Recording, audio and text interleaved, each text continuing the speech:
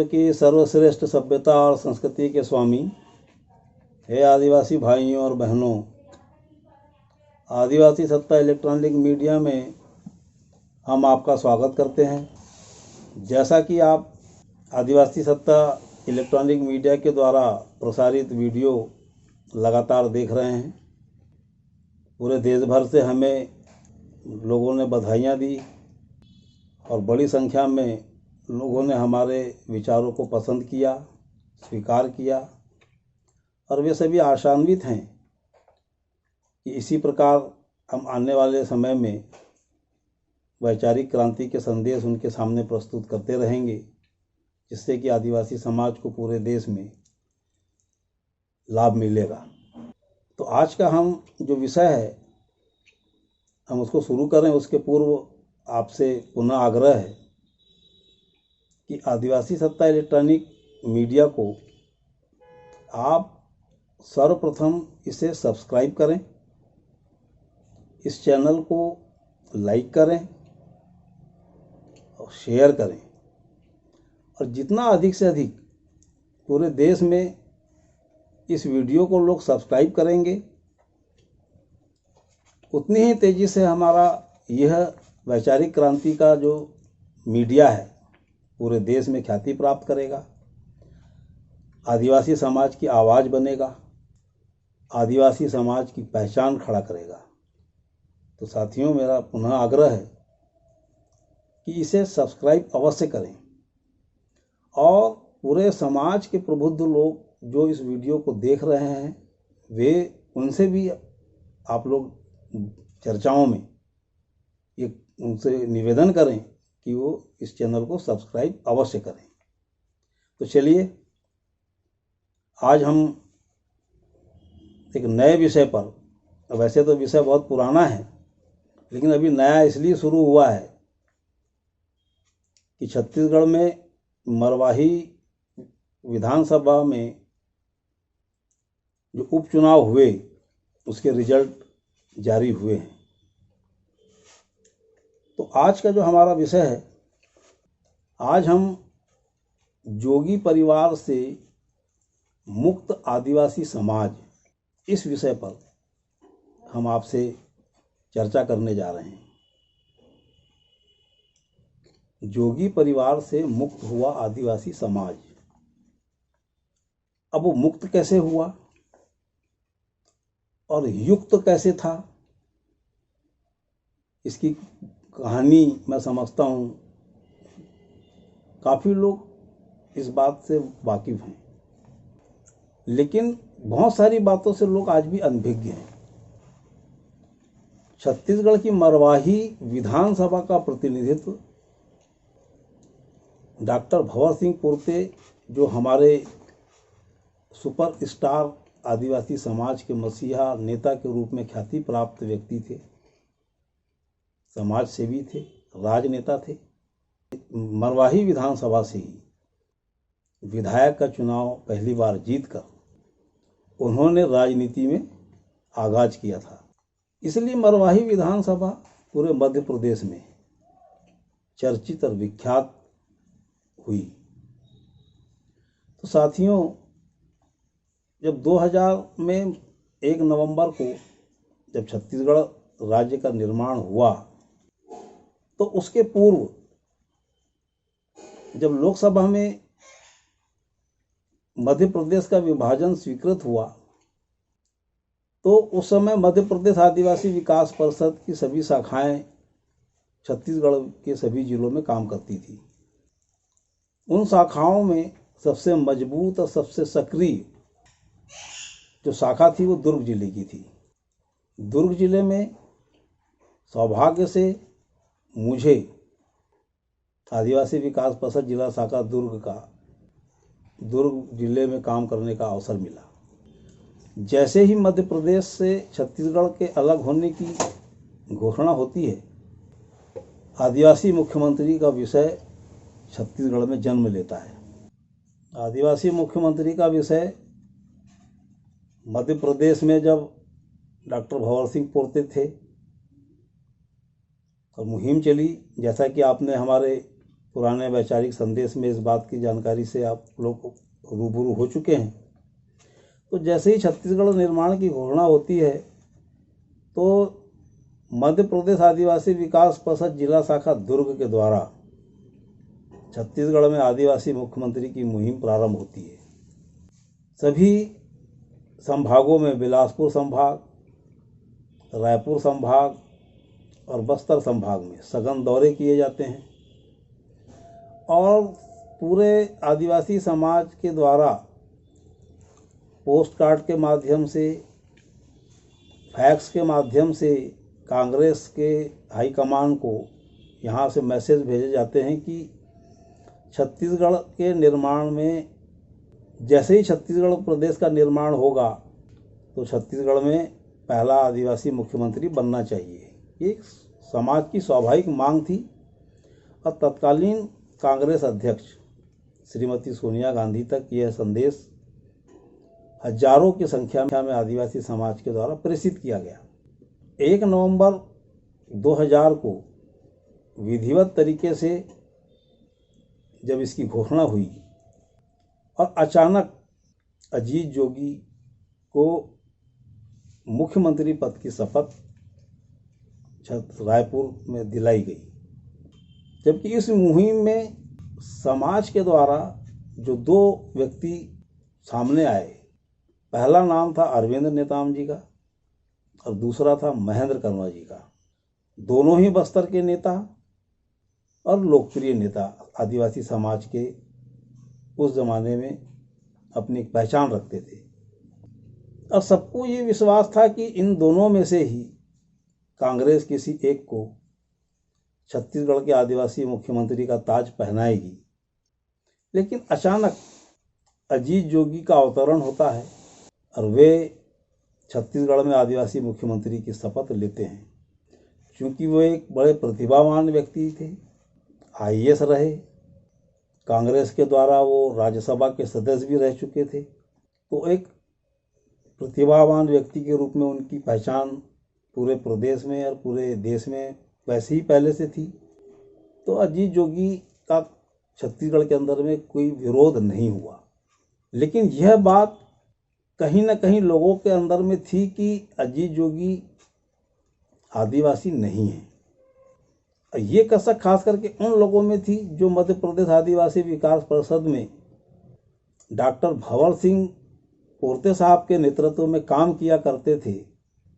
तो उन्होंने 1986 से 90 के बीच कई बार आदिवासी समाज की बैठकों में इस बात का जिक्र किया कि अजीत जोगी आदिवासी के रूप में अपनी एक पहचान राजनीति में जमाना चाहते हैं और आदिवासी समाज में अपनी पैठ मजबूत करने के लिए वे प्रयासरत रहते हैं।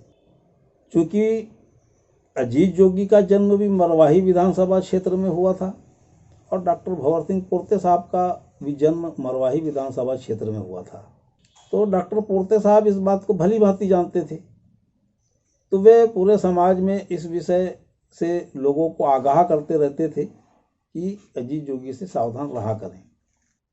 लेकिन अब घटनाक्रम देखिए कि छत्तीसगढ़ जब पहली बार बना और सोनिया गांधी ने अजीत जोगी को मुख्यमंत्री के रूप में जब स्वीकार किया और अजीत जोगी ने यहाँ पर आके शपथ ले ली, तो ये विषय लगभग शांत हो गया और लोगों ने सोचा कि चलो एक बहुत योग्य पढ़े लिखे और प्रशासनिक अनुभव के व्यक्ति को यह दायित्व सौंपा गया है, तो आने वाले समय में छत्तीसगढ़ और आदिवासी समाज दोनों की बेहतर प्रगति होगी।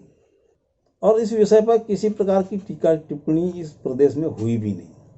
लेकिन साथियों, कुछ महीनों के बाद राष्ट्रीय जनजाति आयोग नई दिल्ली के द्वारा जो अजीत जोगी की जाति पर पहले से वहाँ शिकायतें दर्ज थी, उन शिकायतों की जांच करने के उपरांत राष्ट्रीय जनजाति आयोग नई दिल्ली ने अपने एक फैसले में सितंबर 2001 के आसपास यह फैसला सुनाया कि अजीत जोगी फर्जी आदिवासी हैं और उनके जांच प्रतिवेदन में वो जो पूरी रिपोर्ट उन्होंने जारी की, उसके आधार पे यह प्रमाणित हुआ कि अजीत जोगी कंवर जनजाति से न होकर सतनामी जाति से ताल्लुक़ रखते हैं।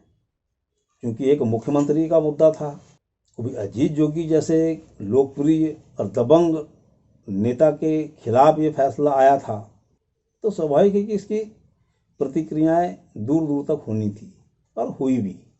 छत्तीसगढ़ आदिवासी विकास परिषद उस दौर में छत्तीसगढ़ का इकलौता सबसे बड़ा सामाजिक संगठन था, जिसकी पूरी शाखाएं छत्तीसगढ़ के संपूर्ण ब्लॉक में हुआ करती थी, और उसका मैं प्रदेश अध्यक्ष तब भी था और आज भी हूँ।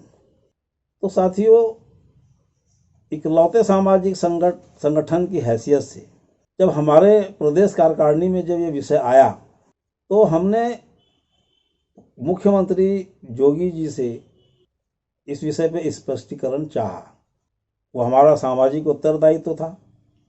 तो हमने माननीय अजीत जोगी जी से निवेदन किया कि हम एक महासभा का आयोजन करने जा रहे हैं और हम चाहते हैं कि उस महासभा में आप उपस्थित होकर के इस विषय का पटापेक्ष करें। 4 नवंबर 2001 को छत्तीसगढ़ आदिवासी विकास परिषद के द्वारा मेडिकल कॉलेज के सभागार रायपुर में संपूर्ण प्रदेश की बैठक आहूत की गई। उस बैठक में भारी हंगामा हुआ, मारपीट हुई, युवा कांग्रेस के लोगों ने उस सभा को भंग किया और अनेक हमारे आदिवासी समाज के मुखियाओं के ऊपर में कालिक पोत दी गई और सभा भंग हो गई। कुछ दिनों तक ये मुद्दा राष्ट्रीय स्तर पर छाया रहा और बहुत सारी परेशानियों का सामना आदिवासी विकास परिषद को उस दौर में करना पड़ा, उसके पदाधिकारियों को करना पड़ा, क्योंकि अब आदिवासी समाज और आदिवासी मुख्यमंत्री अब आमने सामने आ गए। उस समय भारतीय जनता पार्टी विपक्ष में हुआ करती थी, नंद कुमार साय जी विपक्ष के नेता हुआ करते थे। तो इस मुद्दे को भारतीय जनता पार्टी ने हाथों हाथ लिया, वो भी इस आंदोलन में कूद पड़ी और धीरे धीरे बात आगे बढ़ती रही।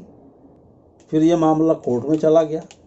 जोगी जी के जीवित रहते तक ये मामला न्यायालय में लटका ही हुआ रहा, उसका कोई अंतिम फैसला आ नहीं पाया। साथियों, अजीत जोगी जी छत्तीसगढ़ के मुख्यमंत्री बनते हैं। उस समय मात्र 3 साल का कार्यकाल कांग्रेस के पास था, क्योंकि 1998 में जो विधानसभा के चुनाव हुए तो वो 2003 तक से उस सत्र को चलना था। उस बीच में 2000 में विभाजन हो गया मध्य प्रदेश का और छत्तीसगढ़ अलग हो गया। जो 3 वर्ष का जो कार्यकाल था वो छत्तीसगढ़ के और कांग्रेस के हिस्से में यहाँ आया। जोगी जी 3 वर्ष तक आदिवासी मुख्यमंत्री के रूप में यहाँ पर विराजमान रहे। जो बीच में विवाद आए, मामला न्यायालय चला गया। अब इसमें एक बड़ी खास बात आपको मैं ये बताना चाहता हूँ कि अजीत जोगी जी ने मरवाही विधानसभा से चुनाव लड़ा। डॉक्टर भंवर सिंह पोर्ते जी की मरवाही, उस विधानसभा को उन्होंने चुना। उस समय 2000 में वह सीट भाजपा के रामदयाल उइके जो वहाँ उनके पास थी। 1998 में मरवाही की सीट भाजपा के खाते में चली गई थी, जहाँ से रामदयाल उइके विधायक निर्वाचित हुए। माननीय अजीत जोगी जी ने रामदयाल उइके से त्यागपत्र दिलवाया। उन्होंने विधानसभा सीट से इस्तीफा दे दिया और वो जब सीट रिक्त हुई तब वहाँ से अजीत जोगी जी ने चुनाव लड़ा। तो बहुत स्पष्ट था उनका मरवाही को चुनना। वो चाहते तो किसी सामान्य सीट से भी चुनाव लड़ सकते थे, किसी से कांग्रेस के विधायक से सीट खाली करवा सकते थे, पर मरवाही को चुनने का मतलब ही था कि डॉक्टर भंवर सिंह पोर्ते की जो कर्म भूमि मरवाही थी, वहाँ से वो अपनी पहचान बनाना चाहते थे और उन्होंने मरवाही का चयन किया और वो भारी बहुमत से अजीत जोगी अपना पहला विधानसभा का चुनाव, जो उपचुनाव वहाँ हुआ 2001 में, वो जीत करके आते हैं। और 2003 में चुनाव होने के पहले, क्योंकि 2003 में विधानसभा के चुनाव होने हैं, तो उसके पहले नकली आदिवासी और असली आदिवासी का जो महासंग्राम था वो चुनाव के आते आते फिर गंभीर रूप से इस प्रदेश में खड़ा हुआ। छत्तीसगढ़ आदिवासी विकास परिषद को उस समय तक सत्ता से टकराने के कारण तोड़ दिया गया। इसके 2 टुकड़े 3 टुकड़े हो गए। कांग्रेस की सरकार ने एक समानांतर आदिवासी विकास परिषद खड़ा कर दिया। कई प्रकार की मानसिक और आर्थिक समस्याएं उत्पन्न की गई और चुनाव जैसे जैसे निकट आने लगा छत्तीसगढ़ के विधानसभा का, ये मुद्दा फिर से गरमाने लगा। और 2003 में जब विधानसभा के चुनाव हुए तो भारतीय जनता पार्टी ने इस पूरे मुद्दे को हथियाया और हत्या करके इस मुद्दे के आधार पे उसने पूरा प्रचार प्रसार छत्तीसगढ़ के आदिवासी क्षेत्रों में किया और इतिहास में पहली बार भारतीय जनता पार्टी को छत्तीसगढ़ के आदिवासी क्षेत्रों में भारी सफलता मिली। क्योंकि छत्तीसगढ़ एक आदिवासी बाहुल्य प्रदेश होने के साथ साथ यहाँ पर सर्वाधिक आदिवासियों की आरक्षित सीटें भी हैं। भारतीय जनता पार्टी को सबसे बड़ा फायदा अजीत जोगी के असली नकली मुद्दे का मिला और आदिवासी समाज ने कांग्रेस को सिरे से नकार दिया और भाजपा की सरकार चुन करके आ जाती है। तो साथियों, हम देखते हैं कि 2003 में भारतीय जनता पार्टी डॉक्टर रमन सिंह के नेतृत्व में सत्ता संभालती है और सबको ये उम्मीद उस समय जगती है कि अब आदिवासी, असली आदिवासी और नकली आदिवासी का मुद्दा भारतीय जनता पार्टी बहुत तेजी से सुलझा देगी। छत्तीसगढ़ आदिवासी विकास परिषद को जिस प्रकार से डैमेज किया गया, समानांतर संस्था चलाई गई, तो उसका निराकरण भी भारतीय जनता पार्टी की सत्ता के समय में पूर्ण रूप से हुआ भी। रजिस्ट्रार फार्म्स एंड सोसाइटी ने अपना फैसला भी सुनाया और जो अवैध परिषद यहाँ चल रहा था उसको नकार दिया और हमने उस विषय की निष्पक्ष जांच करने के लिए डॉक्टर रमन सिंह को अपना एक अभ्यावेदन भी प्रस्तुत किया और असली नकली वाले मुद्दे का हमने त्वरित निराकरण करने की मांग भी की। तो साथियों, यहाँ से अब असली खेल शुरू होता है कि किस प्रकार सरकारें, किस प्रकार राजनीतिक दल अपने लाभ हानि के लिए पूरे समाज को बरगलाते हैं, पूरे समाज को ठगते हैं और पूरे समाज को धोखा देते हैं। 2003 में भारतीय जनता पार्टी की सत्ता छत्तीसगढ़ में आती है। 2003 का चुनाव में मरवाही सीट से अजीत जोगी पुनः विधायक के रूप में चुने जाते हैं। उसके बाद में 2008 में चुनाव होते हैं। 2008 के विधानसभा चुनाव में भी भारतीय जनता पार्टी पुनः सत्ता में आती है। अजीत जोगी मरवाही विधानसभा सीट से पुनः निर्वाचित होते हैं। यह मांग लगातार उठती रही कि अजीत जोगी के फर्जी जाति वाले विषय पर सरकार तत्काल कोई कार्रवाई करे, तो वो न्यायालय में मामला पेंडिंग होने की आड़ में भाजपा की सरकार अजीत जोगी को एक तरह से शेल्टर देती रही। जिस पार्टी ने अजीत जोगी के असली नकली मुद्दे को लेकर के पूरे आदिवासी समाज में अपनी एक बढ़त बनाई, पहचान बनाई और वहाँ पर उसको स्थायित्व मिला, वह पार्टी अब यहाँ सत्ता में आने के बाद अजीत जोगी के साथ में एक प्रकार का अघोषित समझौता कर लेती है। और समझौता इस प्रकार का होता है कि अजीत जोगी कांग्रेस में रहकर कांग्रेस को नुकसान पहुंचाते रहे। ये आरोप कांग्रेस पार्टी के द्वारा, कांग्रेस के नेताओं के द्वारा बार बार सार्वजनिक तरीके से लगाए जाते रहे। लेकिन चूंकि वो कांग्रेस में एक बड़े नेता, बड़े कद के नेता के रूप में अपनी पहचान रखते थे, पूर्व मुख्यमंत्री की उनकी एक पहचान थी, तो बाकी के जो कांग्रेस के नेता थे वो उनके जूनियर थे, तो वो कुछ कर नहीं पा रहे थे।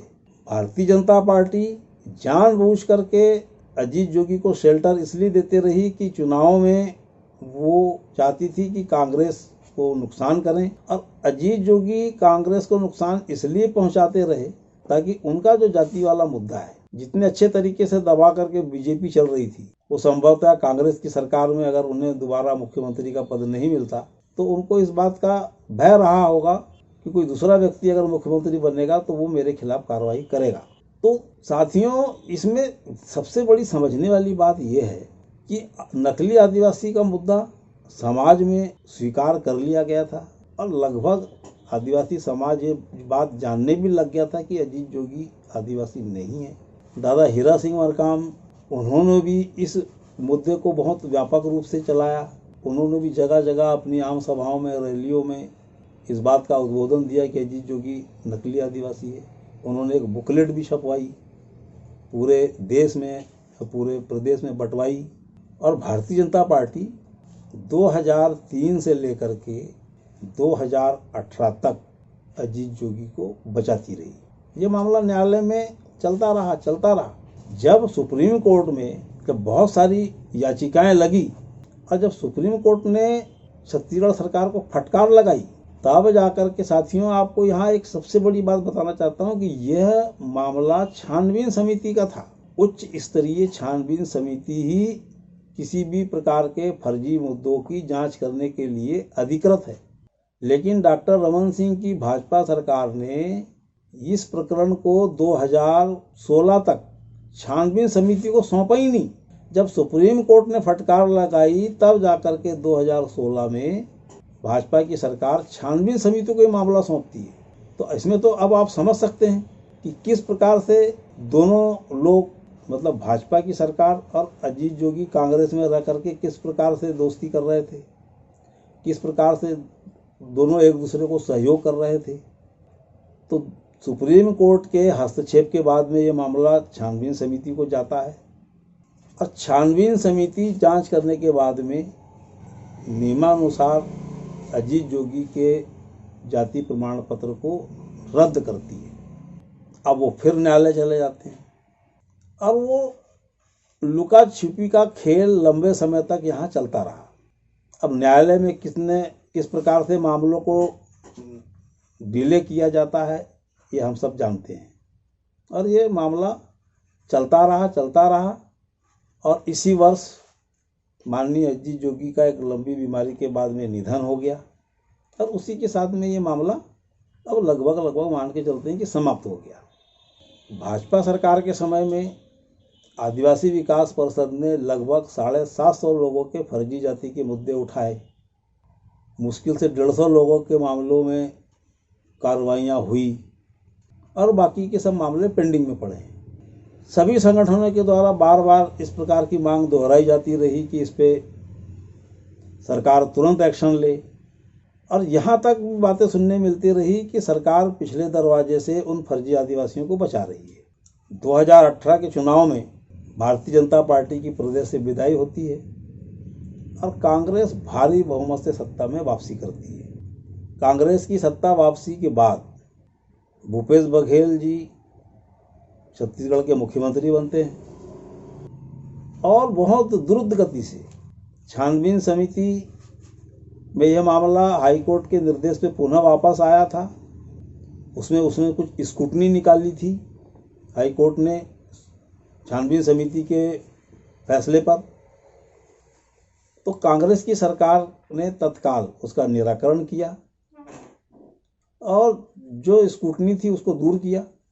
और हम समझते हैं कि यदि जोगी जी का निधन नहीं होता तो उन्हें साल 6 माह के भीतर में निश्चित रूप से सजा भी हो जाती। तो ये विषय इसलिए बहुत गंभीर विषय है कि एक व्यक्ति आदिवासी नहीं था, लेकिन उसने आदिवासी का प्रमाण पत्र लेकर विधानसभा का चुनाव लड़ा। अजीत जोगी जी ने आदिवासी प्रमाण पत्र अपने जीवन काल में कभी ना बनवाया, ना उसका कभी उन्होंने उपयोग किया। वो शेड्यूल कास्ट के थे या वो ट्राइब्स के भी अगर बना लेते तो उस समय अजीत जोगी जी एक प्रतिभावान व्यक्ति रहे, उन्होंने कभी आरक्षण का लाभ लिया नहीं। लेकिन जब उन्हें विधानसभा का चुनाव लड़ना था तो उन्होंने अपना एक नया जाति प्रमाण पत्र बनवाया कंवर जाति से और उस आधार पे वो मरवाही का विधानसभा चुनाव लड़े भी और जीते भी। और लगातार मरवाही विधानसभा में 2003, 2008, 2013 और 2018 तो 2013 में उनका पुत्र मरवाही से चुनाव जीतता है। पिता पे फर्जी जाति की तलवार पहले से लटकी हुई थी। उन्हें छानबीन समिति ने कंवर आदिवासी नहीं माना और 2013 के विधानसभा चुनाव में अजीत जोगी जी अपने बेटे, इकलौते बेटे अमित जोगी को मरवाही विधानसभा में प्रत्याशी बनाते हैं और अमित जोगी भी चुनाव जीत जाते हैं। 2018 के चुनाव में जोगी जी पुनः स्वयं चुनाव लड़ते हैं, वो चुनाव जीत जाते हैं। अब साथियों, हमने आपको संक्षिप्त में 2000 से लेकर के 2018 तक की कहानी बताया। अब सवाल ये उठता है कि आदिवासी समाज यह जानते हुए भी कि सामने वाला व्यक्ति आदिवासी नहीं है और वो लगातार 4 बार भारी बहुमत से पिता पुत्र चुनाव जीतते हैं। जिस विधानसभा क्षेत्र से वो चुनाव जीतते हैं उस विधानसभा क्षेत्र के वो मूल निवासी हैं। सारा समाज उन्हें तब से जानता है क्योंकि उन्होंने ईसाई धर्म स्वीकार कर लिया था, इसलिए उनके जाति के मामले में किसी ने ध्यान नहीं दिया। लेकिन लोग ये तो जानते थे कि अजीत जोगी आदिवासी नहीं है। छत्तीसगढ़ के जितने भी जातीय हमारे जो सामाजिक व्यवस्थाओं के तहत संगठन हैं, कंवर समाज का उन्होंने अपने आप को व्यक्ति बताया था। छत्तीसगढ़ में कंवर महासभा है और बाकी अन्य जातियों की अपनी अपनी महासभाएं हैं, अपने अपने संगठन हैं। इतने 18 वर्षों तक पूरा समाज शांति से चुपचाप तमाशा देखता रहा, क्योंकि कोई शख्स मुख्यमंत्री है, कोई शख्स आईएएस है या कोई शख्स आईपीएस है या कोई विधायक है या सांसद है या कोई बड़े शीर्ष पदों पर बैठा है और यदि अगर वो अपराध कर रहा है, सामाजिक अधिकारों का हनन कर रहा है, आदिवासी समाज के संवैधानिक अधिकारों को लूट रहा है, तो हम आंख बंद करके बैठे रहें। ये तमाम जो संगठन आदिवासी समाज के पंजीकृत अपंजीकृत हैं, क्या किस लिए बनाए गए हैं? कि बलवान के सामने में आप नतमस्तक हो जाओ, चाहे वो कितने भी अपराध करता हो। सामाजिक संगठनों का क्या यही दायित्व है? आदिवासी समाज में इस प्रकार का जो गैर जिम्मेदाराना जो व्यवहार जो देखने को इतने सालों तक मिला, इसी प्रकार से आदिवासी विधानसभा क्षेत्रों में चुनाव के समय में लोग का क्या ओपिनियन होता है कि आदिवासी समाज में चुनाव को जीतने के लिए किन किन प्रक्रियाओं का पालन लोग करते हैं, किस प्रकार की योजनाएं बनाते हैं। तो सबसे पहले तो प्लानिंग ये की जाती है कि आदिवासी क्षेत्रों में कितनी अधिक से अधिक शराब दी जा सकती है, कितने अधिक से अधिक बोकरा भात जिसको बोलते हैं उसकी पार्टी दी जा सकती है। यहाँ से राजनीतिक दलों के लोग आदिवासी क्षेत्रों में चुनाव लड़ने और जीतने का प्रोग्राम तय करते हैं और हम सभी बहुत बेहतर तरीके से, भली भांति तरीके से इस बात को जानते हैं कि चुनावों में इस प्रकार की बातें आम हैं। तो यदि अगर हमारा समाज आज भी अजागरूकता का परिचय देगा, असंगठित रहने का परिचय देगा, तो इसी प्रकार के परिणाम आते रहेंगे। ये सिलसिला कभी थमने वाला नहीं है। आज हजारों फर्जी आदिवासी शासकीय सेवाओं में हैं। क्यों है? अभी भी कोई बड़ा भारी दबाव सरकार के ऊपर में समाज के द्वारा लाया नहीं जाता।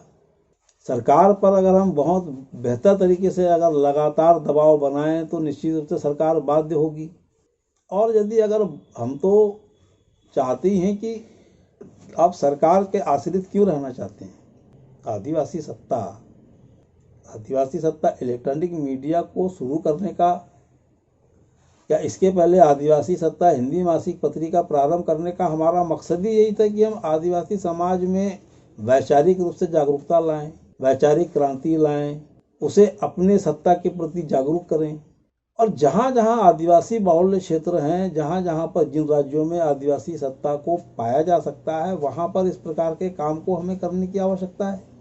और इस प्रकार की नकारात्मक चीज़ें, इस प्रकार की अजागरूकता खास करके उन्हीं क्षेत्रों में है जहाँ पर आदिवासी सत्ता पाई जा सकती है। तो फिर आदिवासी सत्ता आएगी कैसे? अब अजीत जोगी जी का तो स्वर्गवास हो गया। इस विधानसभा में जो उपचुनाव में उनके पुत्र को और उनकी बहू को निर्वाचन आयोग ने चुनाव लड़ने से अपात्र किया। अब अजीत जोगी जी के पुत्र और उनकी पुत्रवधू, यानी पुत्रवधू मतलब अमित जोगी की पत्नी, उन्होंने नामांकन भरा था।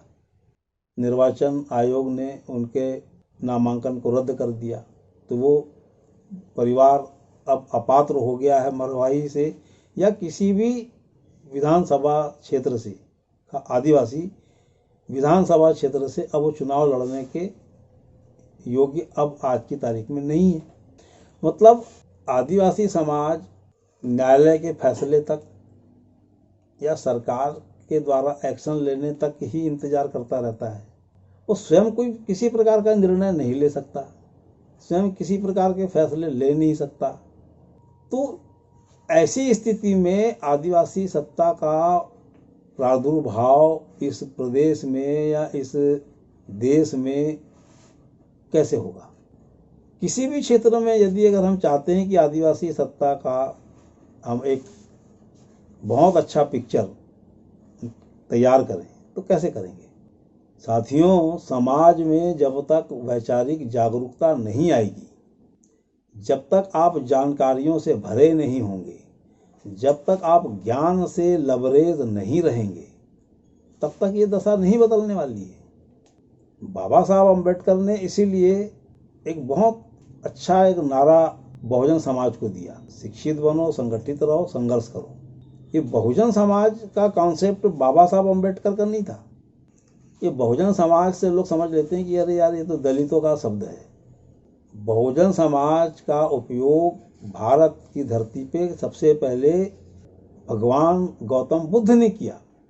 ये शब्द वहाँ से आया, बहुजन हिताय बहुजन सुखाय। पहली बार इस शब्द का उपयोग महात्मा बुद्ध ने किया। बहुत आगे चल के बाबा साहब ने उसे एक्सेप्ट किया, उसके पहले महात्मा फुले जी ने एक्सेप्ट किया, और ये बहुजन शब्द जो है पूरे भारत में आज लोकप्रिय हुआ। अब सवर्ण समाज और बहुजन समाज दो धुरी है। तो बाबा साहब ने जो हमें जो संदेश दिया कि शिक्षित बनो, संगठित रहो और संघर्ष करो, तो जब तक हम बहुत बेहतर तरीके से शिक्षित नहीं होंगे, हम बहुत अधिक ज्ञान अर्जित नहीं करेंगे, हम अपना बौद्धिक विकास नहीं करेंगे, तो हम अपनी बातों को ना तो बहुत बेहतर तरीके से रख सकते हैं और ना हम कोई एक बड़ी लड़ाई खड़ी कर सकते हैं।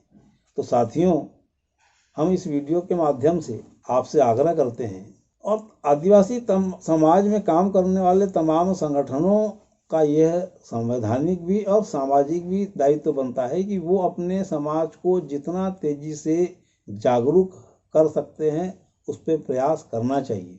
सामाजिक क्षेत्र हो, राजनीतिक क्षेत्र हो, चाहे आर्थिक क्षेत्र हो, हमको अपने समाज को हर क्षेत्र में जागरूक करने की आज आवश्यकता है। तभी हम आगे चल के अपने समाज को एक बेहतर स्थिति में खड़ा कर सकते हैं और आने वाले कल में जो हमारे पूर्वजों ने जो सपना देखा था, हम उसके अनुसार अपने समाज को बेहतर स्थिति में ला सकते हैं। तो साथियों, इसी के साथ हम आज के इस वैचारिक संदेश को यहाँ समाप्त करते हैं और आपसे पुनः आग्रह करते हैं, जिस प्रकार हमने पढ़ोगे तो जानोगे, जानोगे तो मानोगे का नारा आदिवासी सत्ता में दिया था, उसी के अनुसार आप अब इस वीडियो को और इस प्रकार की वैचारिक क्रांति के सभी वीडियो को आप बहुत तेजी से प्रचार प्रसार करें, उसका गहन अध्ययन करें, मनन करें और सब्सक्राइब हर हाल में करें। जितने भी लोग इस वीडियो को देखते हैं उनसे हमारा निवेदन है कि वे इस वीडियो को, इस चैनल को सब्सक्राइब करें। सबसे पहले सब्सक्राइब करें, उसके बाद में लाइक करें और फिर लास्ट में उसको शेयर करें और शेयर करना ना भूलें। और आपके जितने भी चिर परिचित मित्र हैं, रिश्तेदार हैं और आप जितने भी ग्रुप से जुड़े हुए हैं, वहाँ पर व्हाट्सएप में इसको भेजिए। इसी आशा विश्वास के साथ कि हम आने वाले कल में किसी नए विषय पर आप लोगों के साथ रूबरू होंगे तो फिर आपसे चर्चा करेंगे। धन्यवाद। जय सेवा, जय आदिवासी, जय भीम।